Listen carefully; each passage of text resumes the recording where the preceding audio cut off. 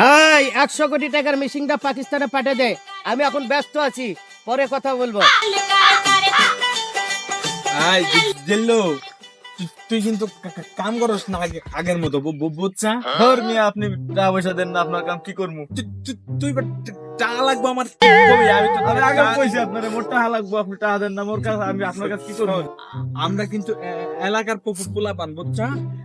আজকে আমি যাবো আমার শ্বশুরের বাড়িতে। শ্বশুরের আজকে কিন্তু ঠেট দিতে হইব। চলেন। তুই আমার পিছনে থাক, তুই যদি সামনে যাস তাহলে শ্বশুর তো বুঝবো যে আমি নেতা আপনার না। বউ মানে তো আমার বউ, আজকে বড় উঠানে আসবো, চলেন। কি কইলি এটা বেটা? না না না না, ভুলে গেছে আমার ভাবিরে উঠানে আসবো আজকে, চলেন। পিছনে খারাপ এটা। আসসালামু আলাইকুম চাচা, ভালো আছেন? ওয়ালাইকুম আসসালাম। তোমরা কে? এই জিল্লু, তুই বেটা জানাস নাই আমি কেডাই? আমি আরে কইছি, হ্যাঁ তো শুনে নাই। থাক থাক, চাচা আপনি হইছেন গিয়া আমার চচুর হইবেন, বুঝছেন? করছেন কি কইছে এরা? আমি কিন্তু এই এলাকার জামাই হইবা যাইতাছি, আর আমি কিন্তু এলাকার ডন। ভাই কিন্তু এলাকার ডন, ঠিক আছে? ভাই কিন্তু আপনার জামা, এটা মাথায় রেখেন আপনি।